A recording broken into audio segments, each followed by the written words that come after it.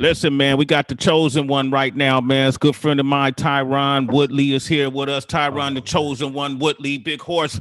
Big Horse, this is the dude I've been telling you about, man. What's up, man. champ? How you doing, champ? Man, I'm doing good, man. I can't complain, brother. I'm blessed. Good.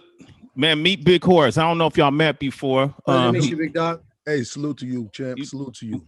We do the podcast Bridge Business, and I wanted to wait till after the fight to invite you up on the show, man, and to check in on you. Horse, the first time me and Tyron met was at an airport in Vegas, and he came up. We were standing next to each other. I think we felt each other vibe. I think he sensed that, damn, this dude looked like he could punch hard. I think Tyron he had a combination on him. Combination on him. and since then, we've been friends. My first UFC fight, he cordially invited me. They took good care of me. Wow. And I've been learning more and more about the sport. The dude's been on the show so many times, man. It's good to have you on this one. Bridge Business, man. Tyron Woodley, ladies and gentlemen. Tyron Woodley. Man, glad to be here. Glad to be here. Come on, Sway man. family. And if Big Horse family to you, brother, then we're just going to merge the gap. Thank you, okay, let's do it, man. Let's merge the gap, man. Let's I want to see how you doing. You know, I saw good. Yeah. You know, to be real, like, you know, I had like my fights, my title fight against Usman, fight against Burns, fight against, you know, Kobe. And I know you asked me how I'm doing more than just fighting, because you know I do way more than just one thing. But that's what people want to know right now. Like, how am I doing? I went out in this last fight and randomly my mom was able, and this is the first time anybody ever gonna hear this. She was in the corner, dog. My mom, because I didn't know what the future held. I didn't know what was going to happen on that night. And I just felt very uneasy that I knew other celebrities were going to be in the house and in a specific section. I'm like, I want my mom to be here. I don't know if I'm going to make this walk for this particular organization again. I don't know. I don't know what tomorrow promised. So I want my mom to be there. And I asked the UFC and they were trying to work through it. We got to the point, was like, all right, hold on. We got an extra cornerman. So they had Mama Woodley straight licensed as a corner, all the COVID testing, all the licenses. She had everything besides the fight kit, but she got a chance to get in the back, and she said, you know, I don't know what the if it's PG or rated R on the show, but she basically rated got R. in my face. She said, you know, you better go out here and fuck this dude up. I've been quiet all these times. She said, you know, but I ain't playing with you no more. You better go out there and you better fight like you never fought before. She said, they doing something to your mom. You gonna let somebody fucking say something to your mama? She said, this is a real conversation my mom had before I fought. So then I looked at her and I really put it in perspective, because the game banging version of Tyron I killed a long time ago. I've had 30 fights in the street. I really put that to death. So when I said I don't like fighting, remember I said that a while, people didn't understand why. Me and you talked about it. I fought because I had to. I fought for food. I fought for protection. I fought because it was fun. And I fought because that was my only way of life at that point in time. So I muted that part of my life, but then I had to turn it back on just for the fight. So then when she said that to me, it just kind of hit my spirit differently. And I was like, you know what? I'm finna come after this motherfucker from the start. From the beginning of the fight, I said, I'm gonna let it be known. And I my legs are pointed this way. I'm dumb slew foot on one side. So a lot of times when I punch, my right leg is pointed out. If you go back and look at any YouTube videos of me throwing the right hand, you're going to see my leg stuck in the back like that, right? But right when they say, you ready? I just turned my foot like this and got on my toe. I said, I'm just going to go forward. And that was really the story of the fight. So I can't be mad.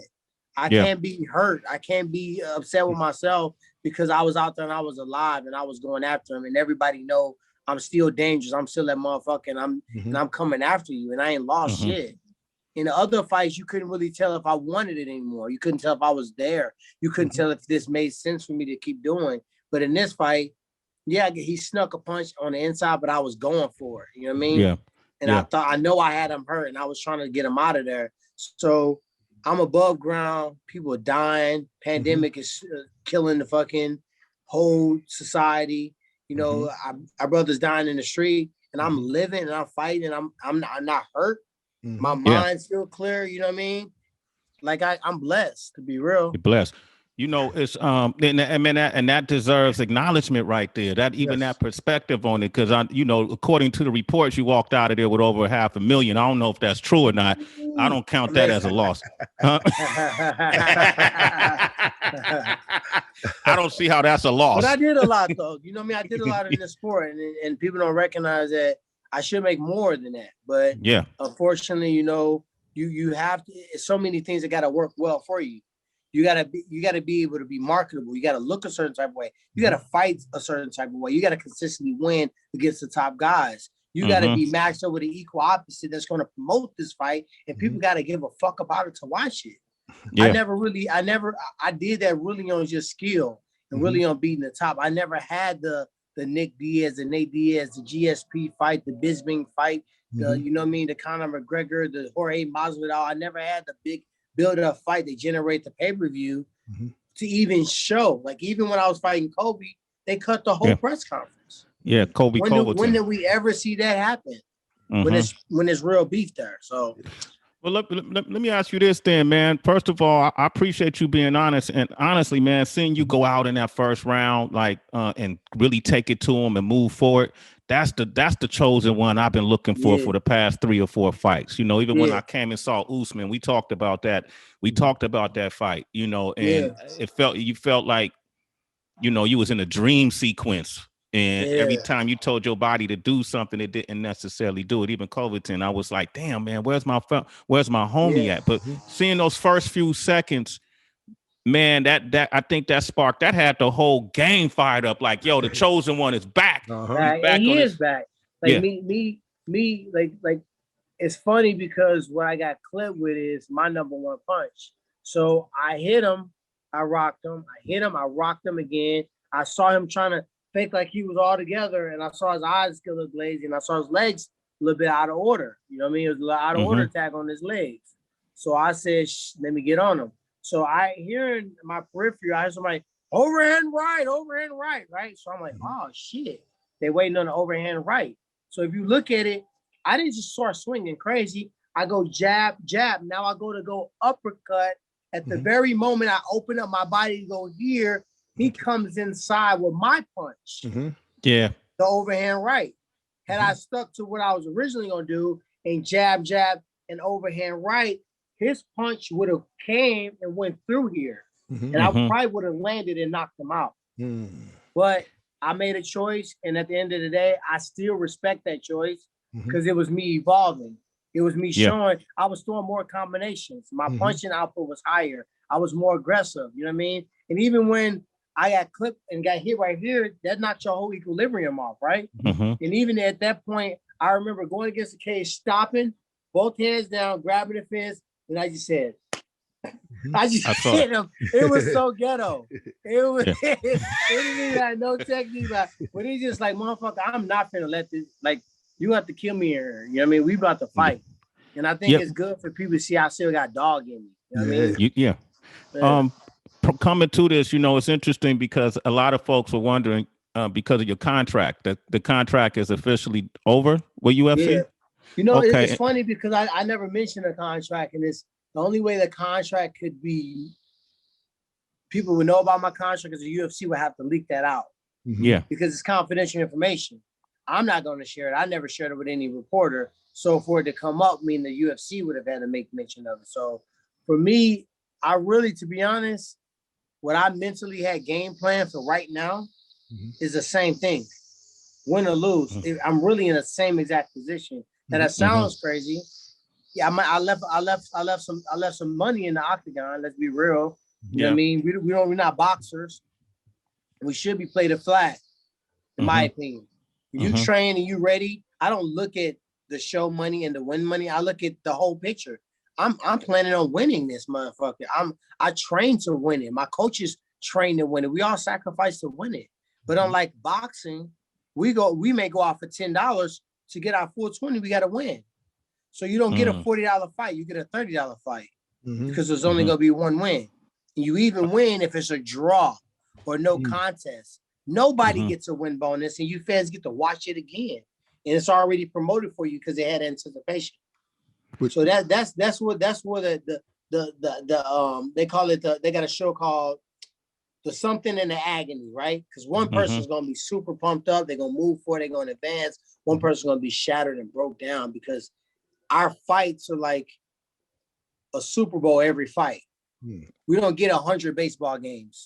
We get 1 to maybe 3 at most a year.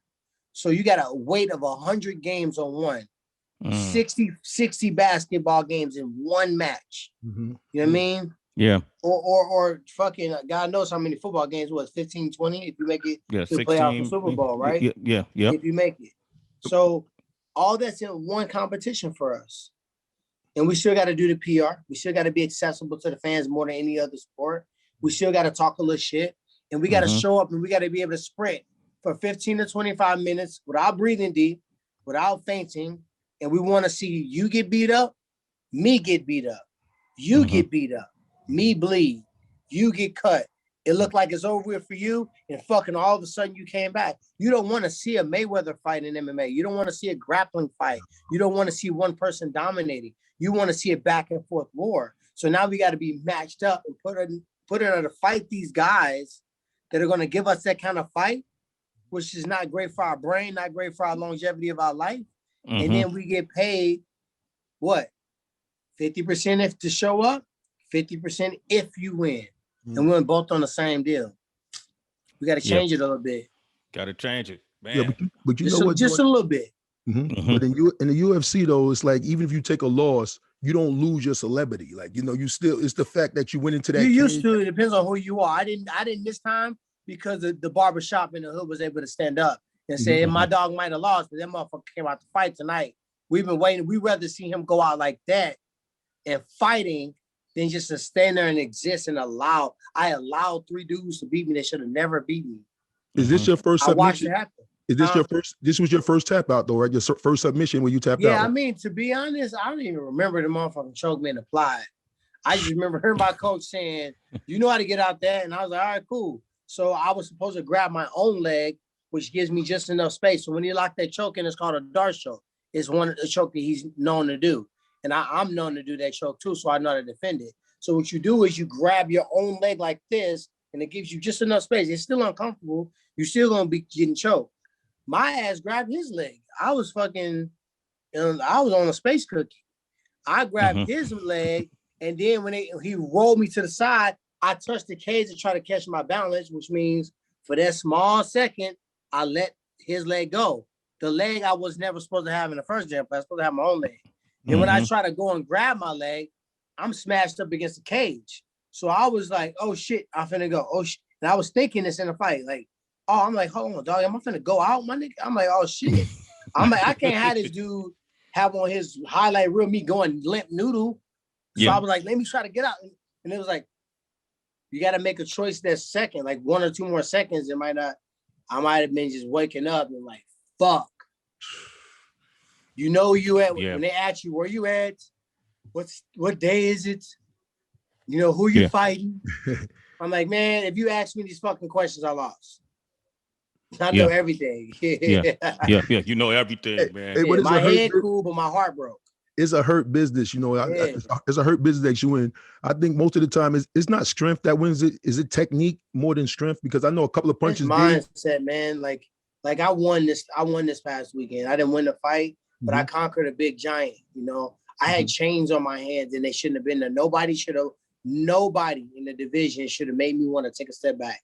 Nobody had enough power. Nobody had enough experience. Nobody had enough fucking skill set. I'm a 2-time All-American wrestler. I was the first Big 12 champion in my school's history. I put Mizzou on the map, to be real. I don't get the credit as everybody else, but I'm the one that really put that school on the map. You know what I mean? Nice. Over 100 victories. I'm a black belt in jiu-jitsu, and I got the fastest KO in the history of championship welterweight fights. The biggest takedown, the best takedown defense in the history of UFC. Nobody talks about that. And me and John Jones are the only 2 fighters ever to defend a world title 4 times in a year. John Jones. Man, me and John are the only 2 there. And I'm not comparing my legacy to his because his, you know, I think he's the greatest. But at the end of the day, you know what I mean? To defend 4 world titles against true #1 contenders, the best brawler, the best grappler, the best karate motherfucker, and then the young, hungry guy that's supposed to be Connor, that's what I had to do. So I gotta look back. Somebody told me today, bro, you a fucking god in our city, man. Yeah. These dudes would have never watched MMA if it wasn't for you. You got the biggest gangbangers in St. Louis watching MMA, and we fuck with you, and we all was proud. We all stood up when you went out there and you fought. You know what I mean? We gotta be like, oh man, you was a Kobe and you just don't do nothing. And you can just tell that I was letting it happen. Why would I let it happen?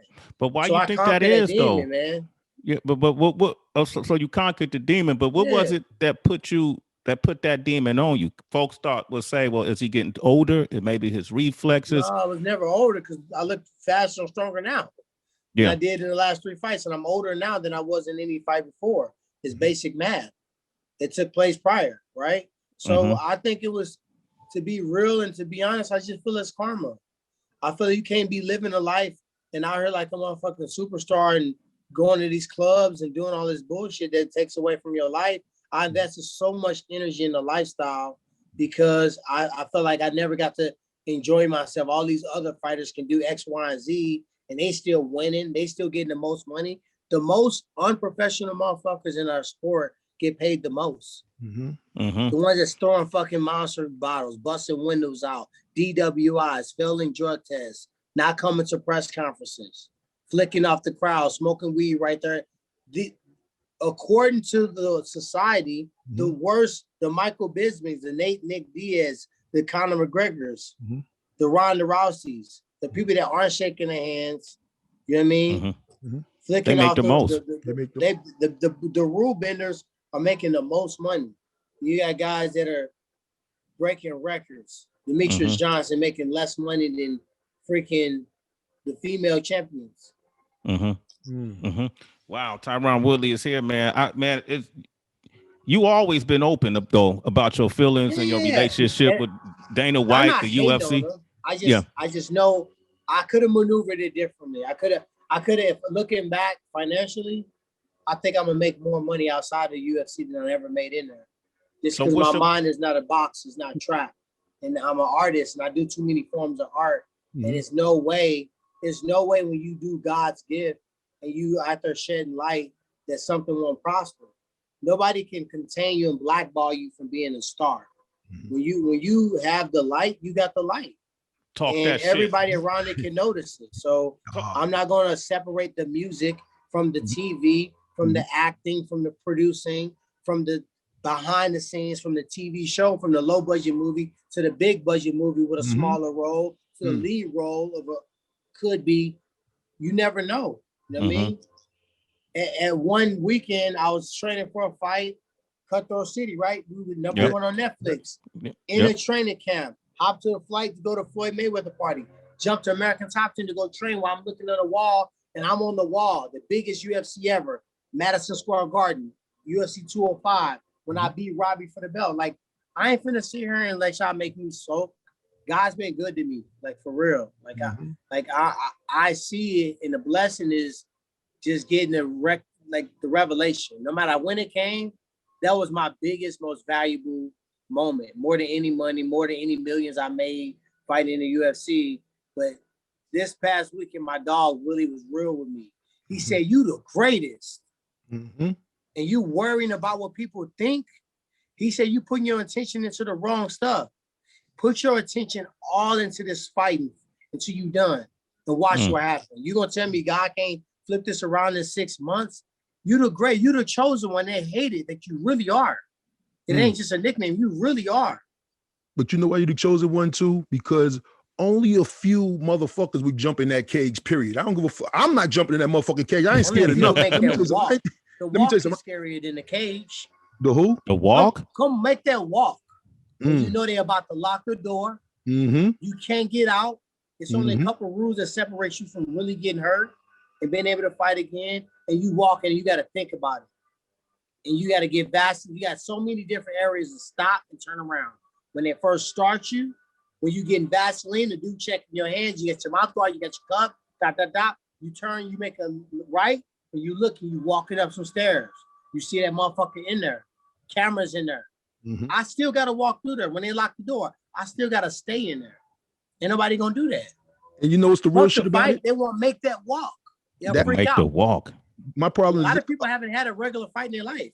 the other motherfucker across the ring could hurt you too. Like just he knows just as much as you know. He could on accident. You know what else? You know something to ask you too? When you go city to city being a professional MMA fighter, do you got to check in with the precinct and shit like that? Let them know like yo, like you got to get like. I don't believe in it. I don't think that's true. I've never heard one document where someone was sued because their hands was a licensed weapon. I think you're licensed as a competitor in that city and state, and you govern to actually compete professionally. But the only thing someone can do is civilly say, okay, well, he applied too much force. He's a trained killer, and they can only say that you could have maybe walked away. And the judge is gonna have to make that choice. But I don't think ain't no license. You swing on me in public, I'm fucking you up. You see what I'm saying? I'm licensed to defend myself. What I'm saying? So listen, see, listen, a little car. You know how you get the little car thugs? They be barking at you. You pull it. Come on, this dude can break you. I don't put myself in those situations a lot. I try to only go out if it makes sense business wise. If it's put me in a situation where it's too many great minds around and we can network and maybe down the road something can prosper from it. Outside of that, I almost lost everything doing that. I don't want to go back in there. Like I was at Floyd party in Miami and a guy was like basically trying to use me to pick up chicks. Like, oh yeah, I'm retiring. I said, dog, I'm going to sleep. I got a box in the morning, dog. Oh, tomorrow the brunch. I said, dog, this lifestyle, I don't live it no more. This lifestyle almost fucking took my life. So you can go and do whatever. I'm not flattered by this. I'm only here because Floyd don't ever ask me for nothing. He asked me to come to his birthday party. Out of respect, I pulled up. But I'm not here. I'm not here for clout. I'm not here to bring no chicks home. Yeah, but nobody's ever like celebrity or civilian off the street never stepped to you to try to challenge you. Yeah, one time. Oh, what happened? Dude was like, I went to this party, and the young lady that invited me to the party was like one of those hostesses, like Bacardi girl, and like she was a hostess for a liquor company.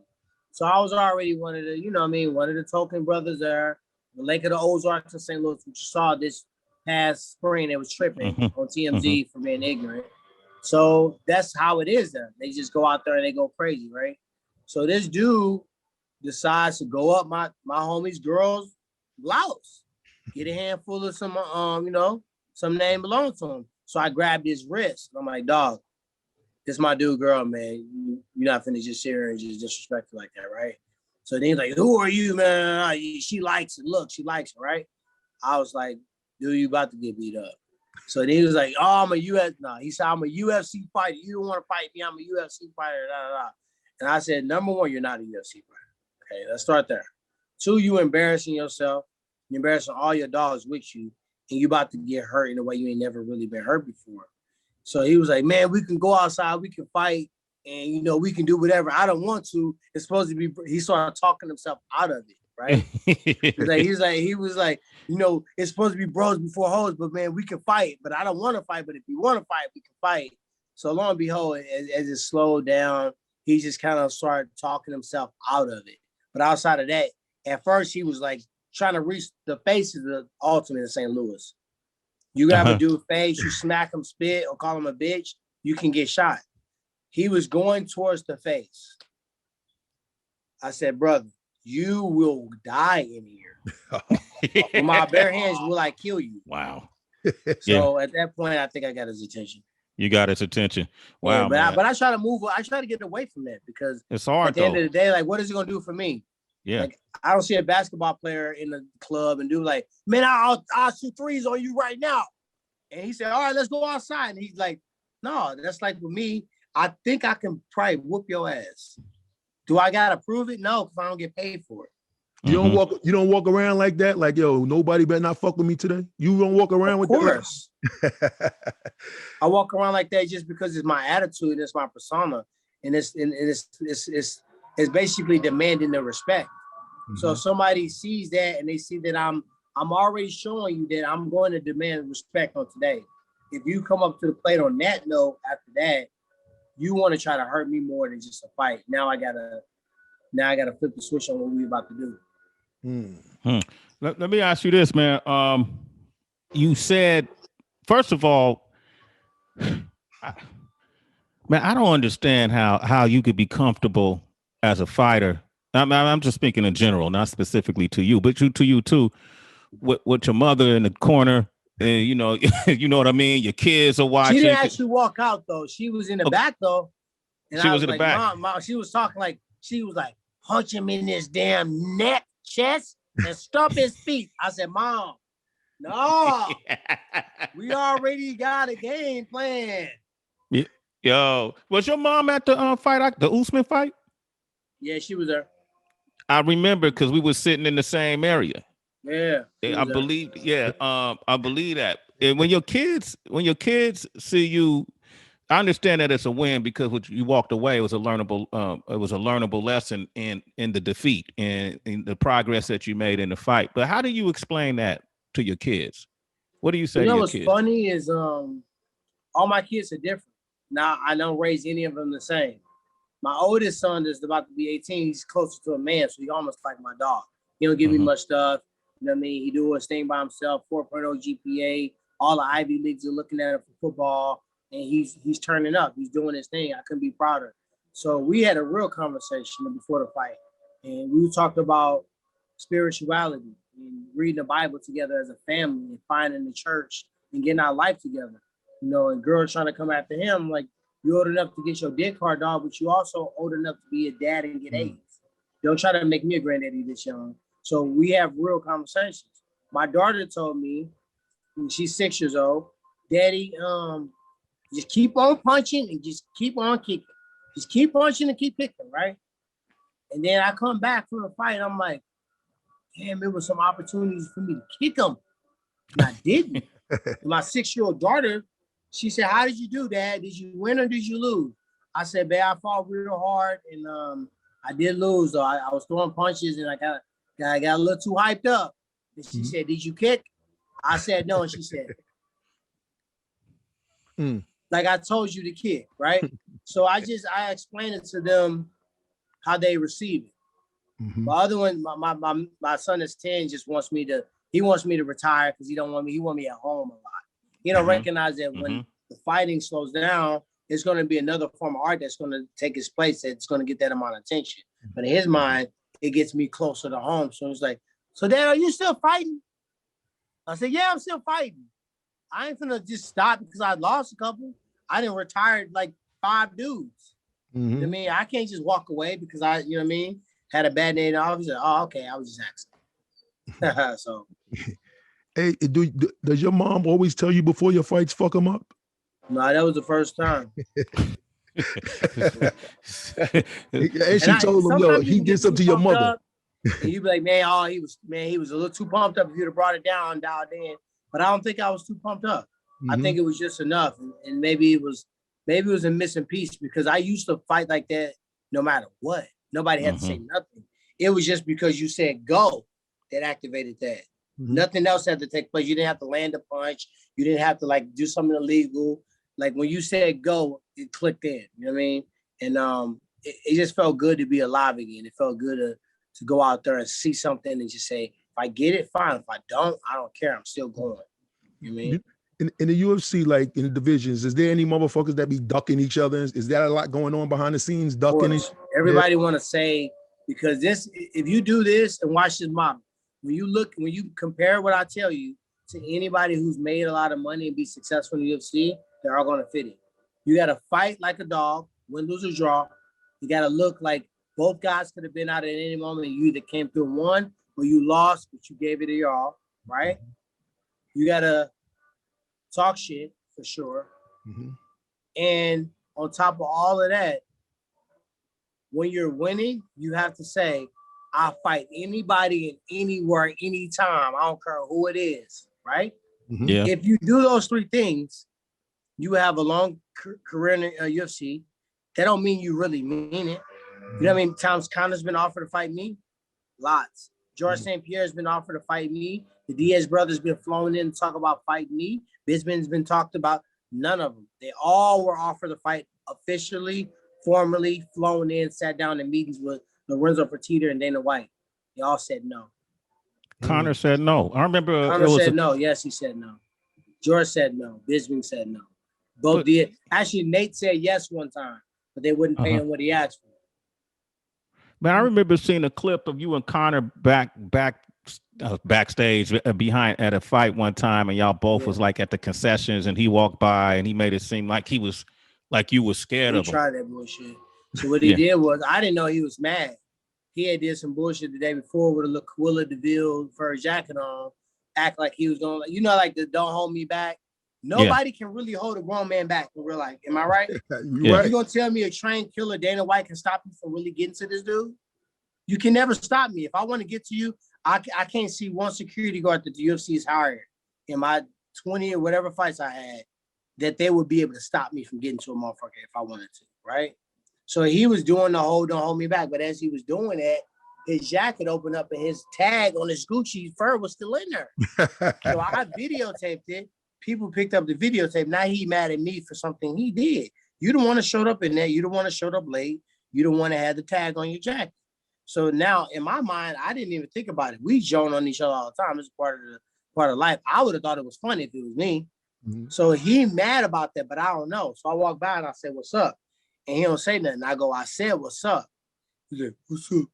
But the camera that they shot was his camera. And the camera that shows the actual true story was the actual UFC camera. They use his footage. Because you can see my camera, guy in the actual shot. How would he be in the shot if he's shooting for the UFC? The McGregor light camera was the one that showed his face and back of my head. But when you look at it on the other side, you hear me saying, "I said, what's up?" You see that. That's when I stopped and I looked at him. So he took that and he came out in the back, and I still didn't know what the fuck he was mad at. And we get to the back of the stage and he's like, "You like a woman with that phone. You like a bitch." I said, "One, you never gonna call me a bitch in your life again. Mm-hmm. We don't do that. In St. Louis, you die for that. Don't ever. That's what we're not. You can play with any of these other dudes, but we're not gonna do that. That's what we're not gonna do." And to this day, you never heard Connor mention me since, ever.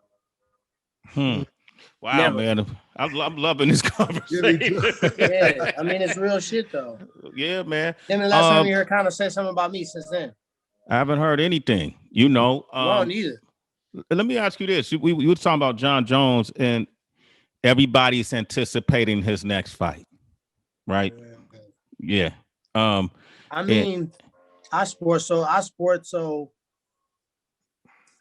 We always submit to the entertainment before the sport.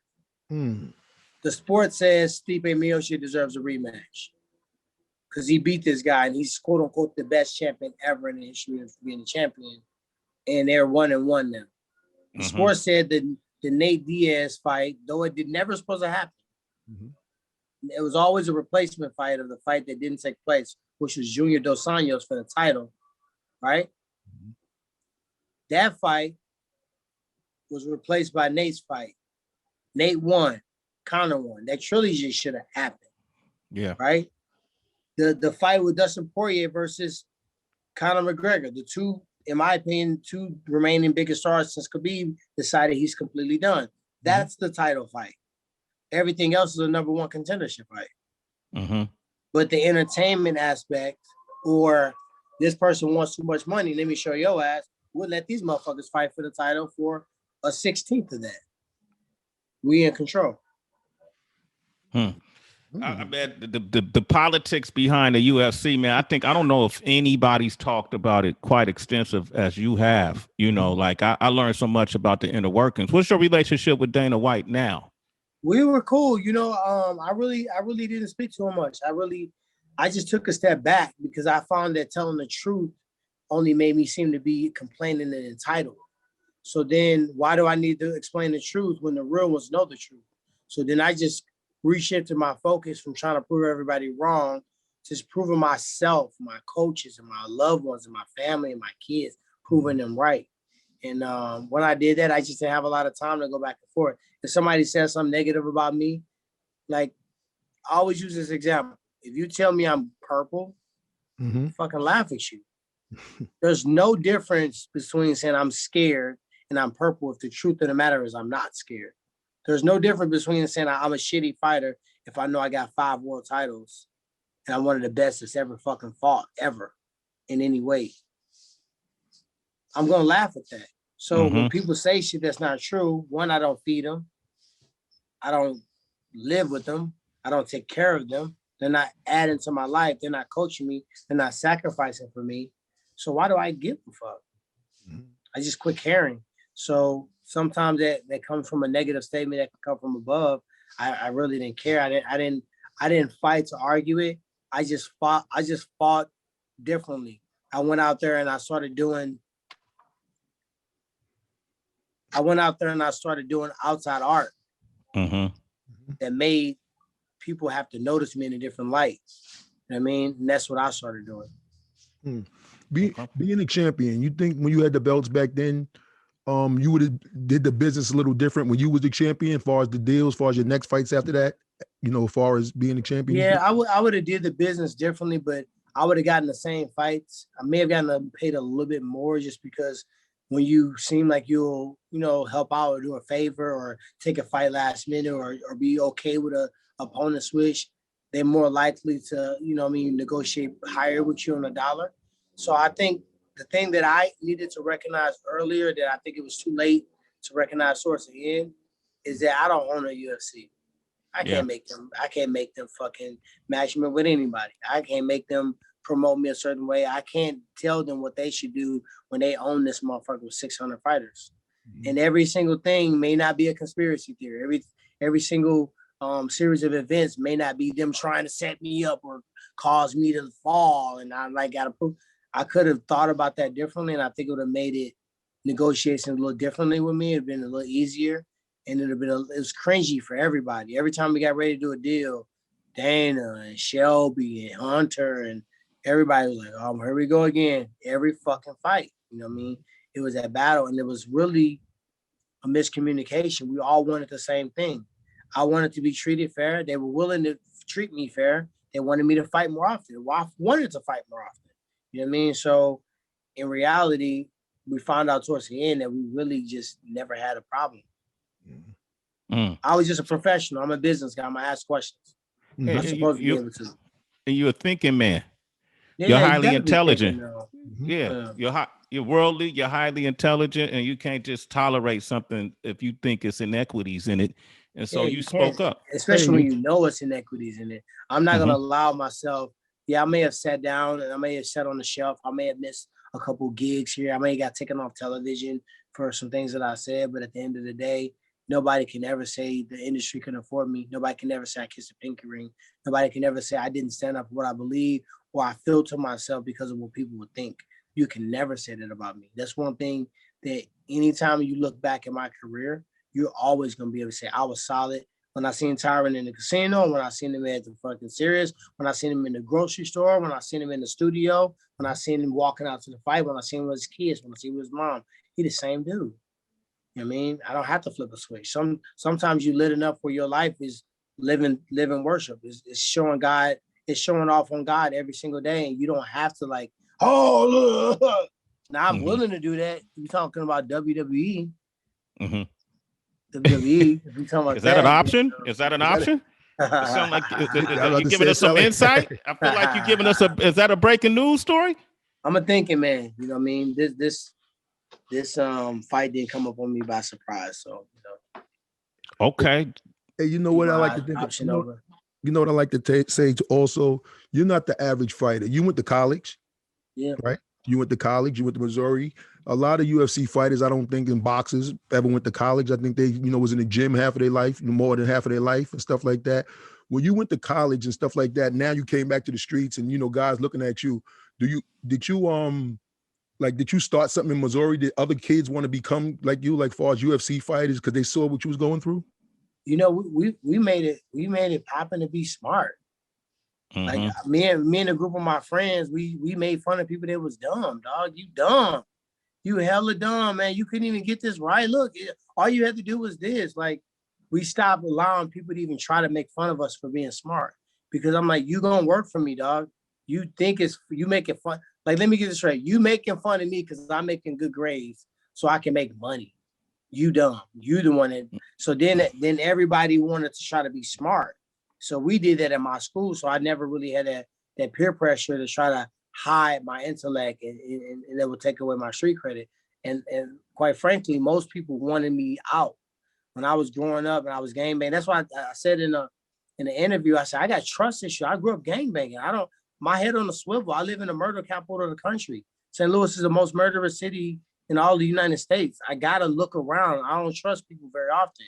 And if I feel like your word is not bond, I'm always going to be keeping you close, but I'm always going to be like, what's going on, right? So when you put all those things together, you got to equate that the intellect that you get from college. My dogs wanted me to go. They didn't pay for it. They would if they could have, but they wanted me out. They wanted to see me win for them. So I can always go back. You know what I mean? Always, because they know me. They know what I would have done in the street. I would have turned up the same way I turned up in fighting. The same mentality. I got a name in the street from fighting. People would call me T-Wood because I just knocked people out as a kid. I would knock what they called out. you? What was your nickname? T-Wood. They was like, he little, but he bring the wood. They just called me T-Wood. That's why T-Wood.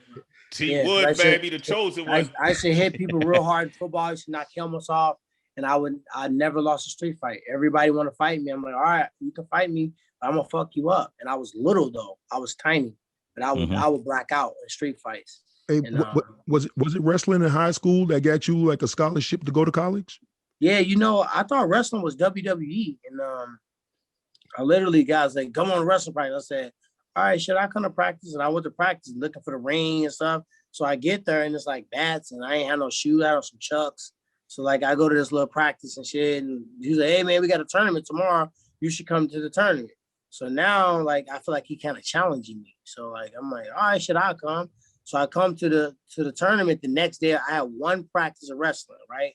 And all he showed me was like the football tackle you do that football tackle and showed me a half Nelson, like to try to pin the person on the back.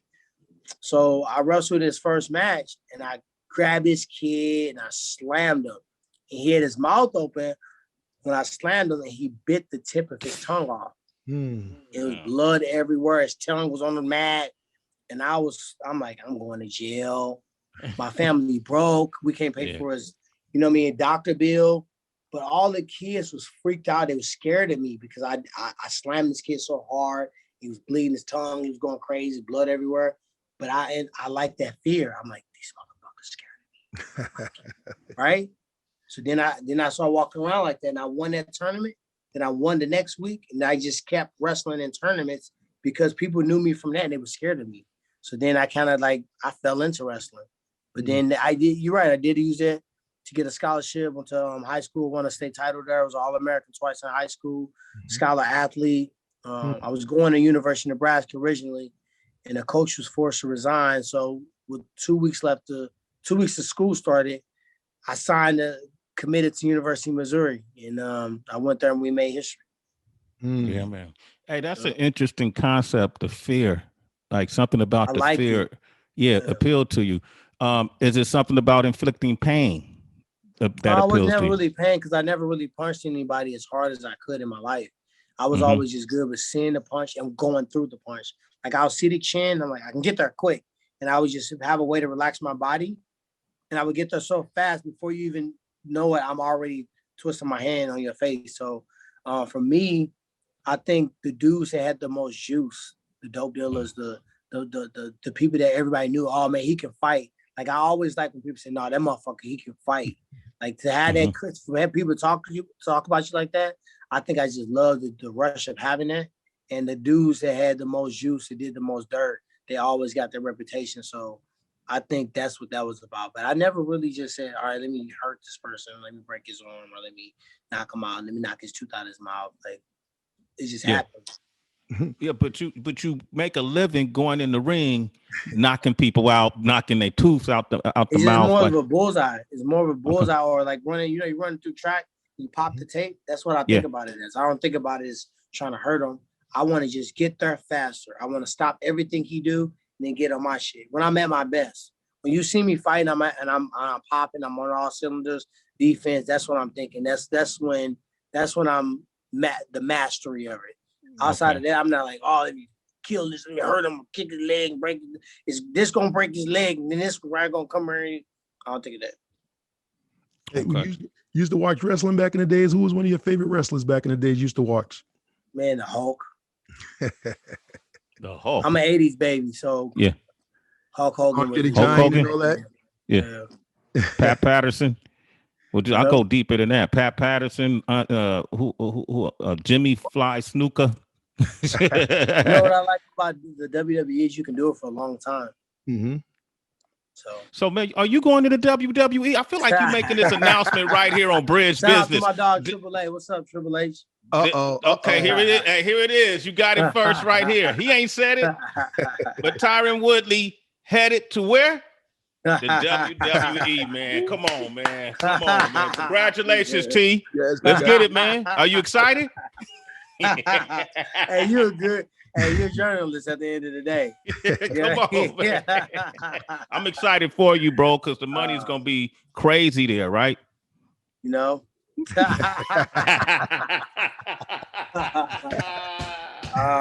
Yo, hey man, did you and Nelly ever connect? Yeah, you know, we connect. We haven't done our music yet together, but we spoke about it. I was doing a remix of Beat Your Ass, and I was gonna put Wiz, Ice Cube, Snoop, and Nelly on there. And man, to be honest, I'm just now recognizing how to actually manage and deal with relationships with music. You got to get on people then. When they say it, then they're, because if you wait, the schedules go crazy, the pandemic go crazy. And it took me a while to recognize that. Like you get to talking to people, oh man, let's do that. Let's do it. Let's knock it out, man. But if you don't hop on it right then and there, it's not gonna happen. Okay, so that's why y'all have it. I thought he might have walked you into the ring at least one time. Oh, you know what? A lot of guys wanted to do that, but the pandemic messed up. A Boogie with a hoodie was gonna do it for a fight. My homie YB in the mirror was gonna do it for a fight. My homie Shamik wanted to come out for a couple of fights, but the pandemic didn't really allow. You know what I mean? So maybe down the road. Okay. All right. Go ahead, Royce. Yeah, when you went to college, what did you study when you went to college? What was your business? Business. So it's hard for me not to use it. Mm-hmm. You know? And I also study ag business. So ag business is not like how do you sell a car right now? It's how do you invest in these soybeans that have shown us that they yielded this way over the last 10 years trending. How am I going to plant this for the next 10 years and make a profit in year 10 and believe in it? So I was already thinking ahead, you know what I mean, a lot in these negotiations. So sometimes they could have went over the people ahead that was negotiating with me, and damn, this flash trying to get in my ear. Negotiating with me, and it probably could have frustrated them because most fighters in the UFC, they so happy to be there. They're so happy to be in the UFC. They're so happy to be next to Dana White. They don't even ask questions. Yep, I'm in. I don't matter. It's better than anything else. I'm in.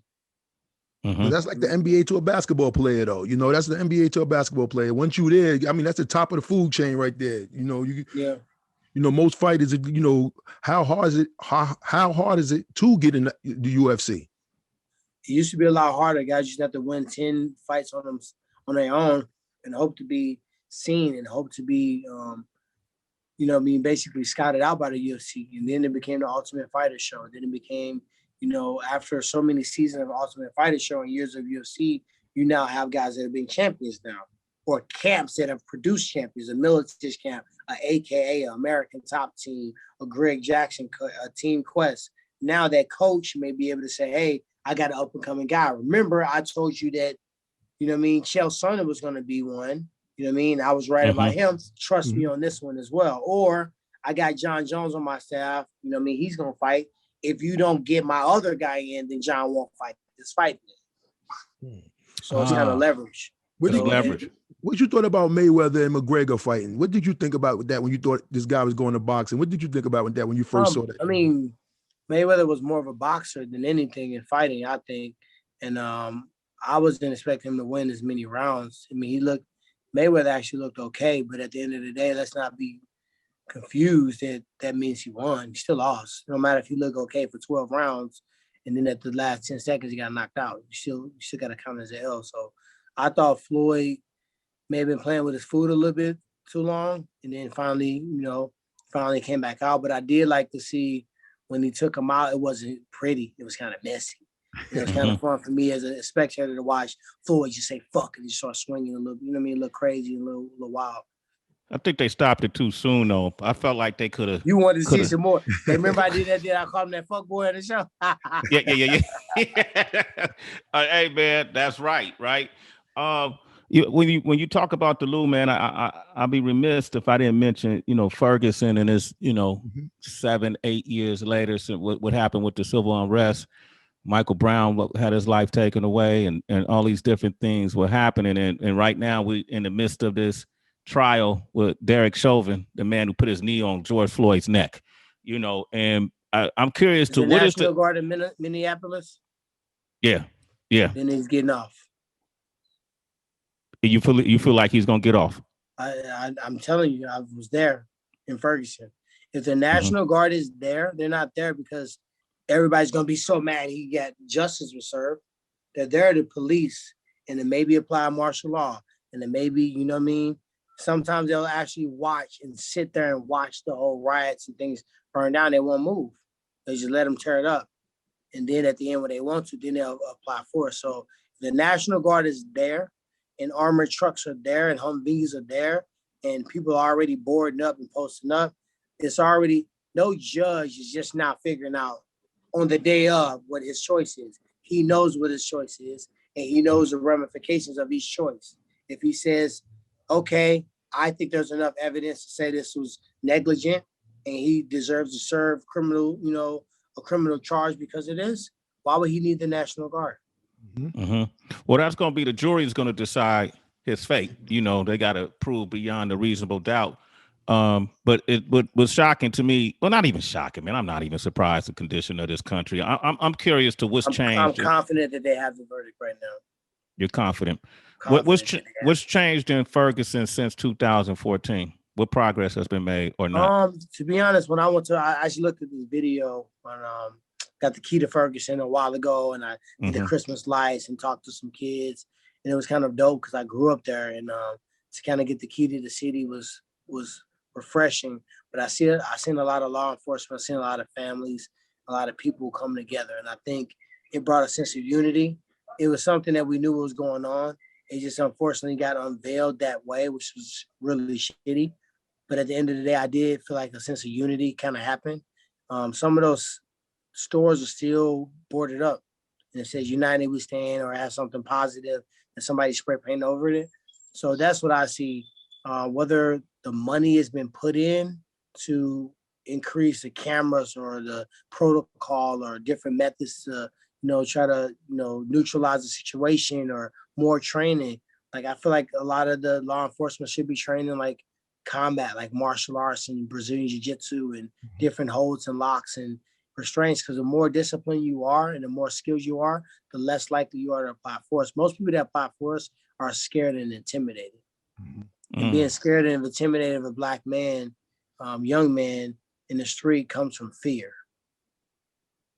Fear. Okay. All right. So that's what I think.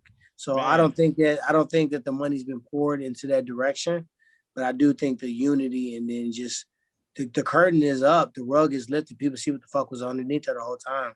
I've seen everything you can imagine with the police of Ferguson. So it was very true, but I thought it was happening everywhere. I didn't recognize until when global that it was like, Baltimore and Little Rock and Oakland and, Cleveland and Chicago and these certain select cities that it was more rampant. Now we need to make everybody aware of it. Let's get this shit under control. All we got to do is treat humans like humans. Yeah. Treat me like you want to be treated. That's all we have to do. That's it. It's as simple. Like, I'm not going to bite my hand and watch it bleed. It's my hand. So I'm going to strike you and talk about you or treat you bad or try to hurt you or not let you go home to your family that night. Everybody want to go home to their family at night. I think that was a great suggestion that you said that, they should know martial arts or something like that. Learn how to use their hands. Are you using your platform or should you should use your platform? And I've offered these services to several police stations, and Ferguson included. And I use my platform to basically go and speak to kids because I feel like for me to go and tell a 25-year-old man how to be a man and what he should and shouldn't do, he gonna look at me like I'm trying to tell him how to be me. Who the fuck am I? Who is anybody to do that? But if I go and talk to a kid in elementary school about bullying, or I talk to a middle school kid about identity, how to know who you are so they can get it before they go to high school and they fucking lost. They're freshmen and they got to find somewhere to click up with, right? Why not give them self-confidence and self-awareness and identity and direction in middle school? And then about choices. Like I had the conversation with my son. Sex is going to be here. Drugs are going to be here. We don't want to hear this parents, heroin, crack, cocaine, you know what I mean? Meth, not just weed. Everything is there, right? So you give those very appropriate messages to those kids. I feel like those are going to shape them. Because if I would have had somebody when I was around this age to tell me this about leadership in middle school, I would have been better. If I would have had somebody in high school, tell me about, sorry about that, somebody trying to call me, I put on do not scare. Tell me about basically making choices that are gonna set me up for the rest of my life. My son got a little bank account and he want to get a job so bad. I said, you don't have time for a job, dude. All you do is sports and homework. What I'm doing is I'm getting into crypto. I'm getting into Bitcoin. I'm gonna learn some investments. 500 companies that'll never go out of business. That's a long-term play. My dogs equip me with the knowledge, and I'm gonna let you use your money. You're gonna do it too.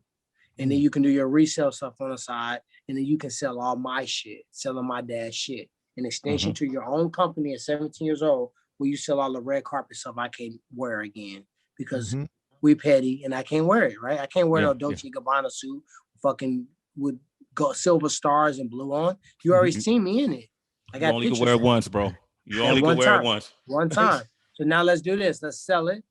Let's get the pictures with it. Let's get the story behind it. Let's ship it to them. Let's fly out there with them. Let me take them out to dinner. I'll sign it for them. We'll flick up and take pictures. You keep the profits. You pay me back what I paid for it. Now you didn't get a dime from your dad. I just fronted you the money. I like that. Well, that's that business. That's that generational wealth, that financial literacy that you're teaching.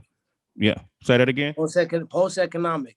That means that no recession, no Great Depression, no day you don't have to work a day in your life ever again.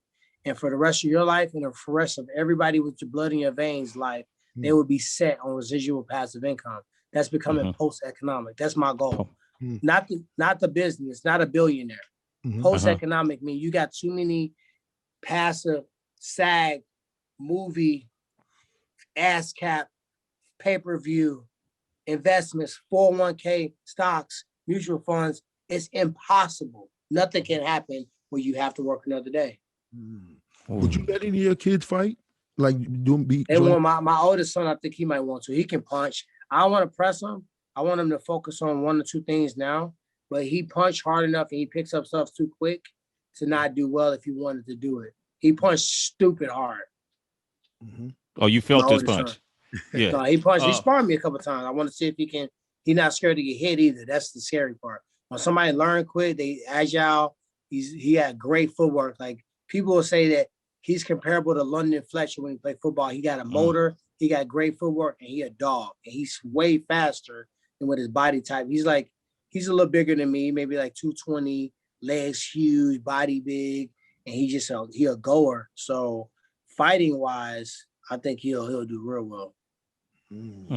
Hey man, I've been loving this conversation. I can't believe we've been talking as long as we have, because it's just flowing so well. I want to get back to the UFC and Usman and the other Nigerian champions that are happening right now. That they're pushing the Nigerian narrative. You see my eyes. I saw you just looked up in the air like that. But them dudes, you don't think they're great fighters?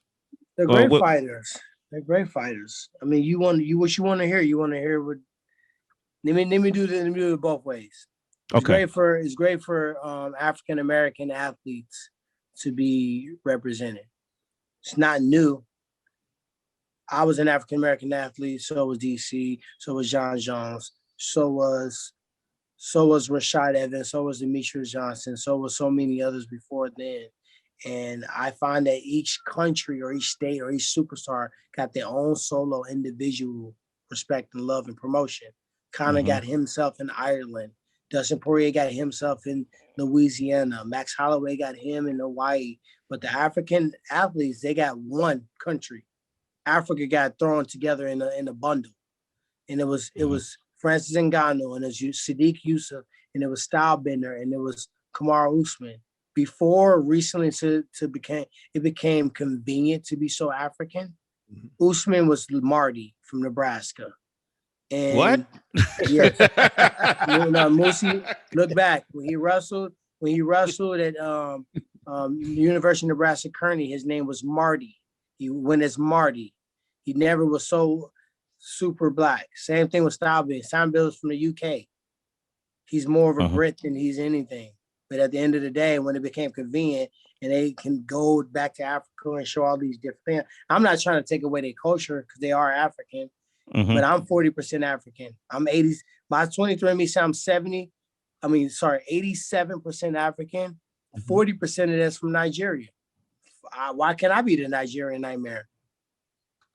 I even think I just think I think it's very, very suiting that the more, how do I say this the right way? I'm trying not to say coon.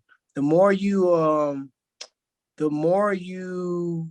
put on a show, the more you do whatever someone wants you to do, the easier it is for you to get the love. Look at those three and see what they're doing. I thought they were just fighting, winning belts. I didn't know it was that much. Beyond it, I mean, you can't deny the skill set. Look at it. Am I lying though? Right. Did you see Usman get credit by himself as an African fighter and in Nigeria? Did you see Stylebender get his individual credit for being him? Did you see Francis? Did you see Sadiq Yusuf? They collectively got bundled in the quota filling ever so convenient African package. So what they're saying is now is that it's 3 African champions in the UFC. That's why they're highlighting it so much now because it's 3 African champions. I think it's very peculiar and it's very unique for any sport, to be honest. And it should be celebrated, but it shouldn't have taken something as probability cracking as 3 African champions to salute it.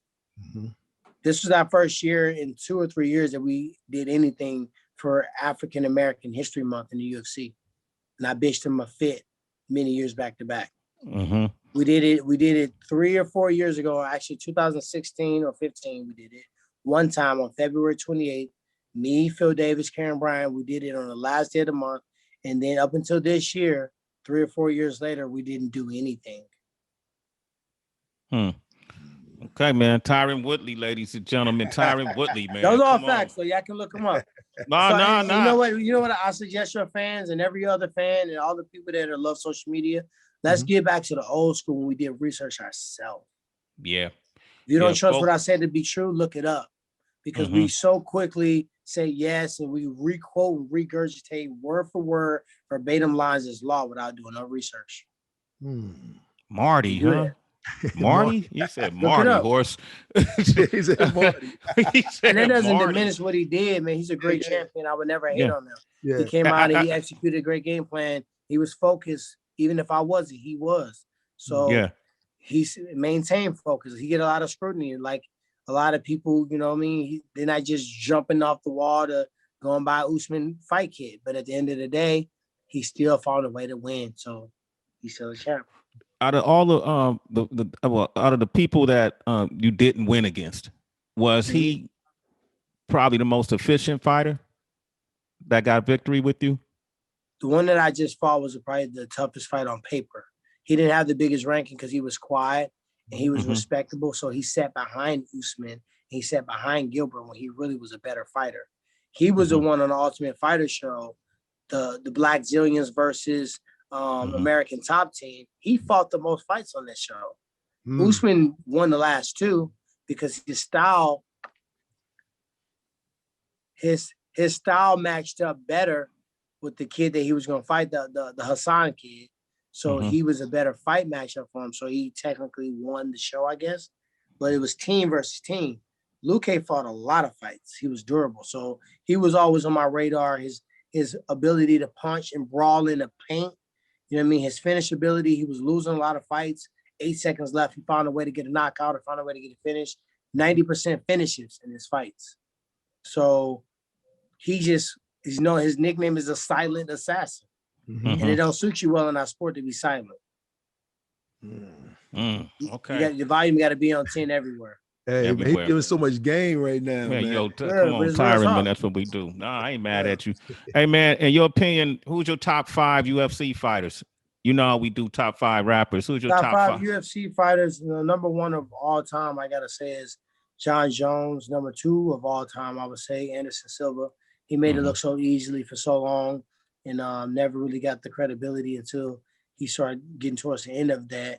Number 3 outside of that is Demetrius Johnson, one of the most well-rounded fighter. He didn't have the opponents or the depth, but how can he? Light division was brand new, when he won a belt.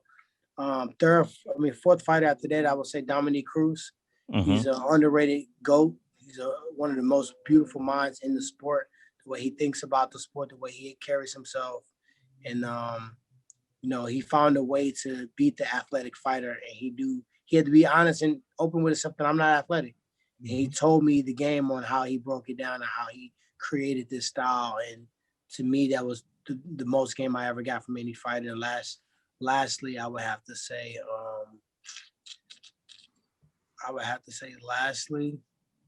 Carlos Condit.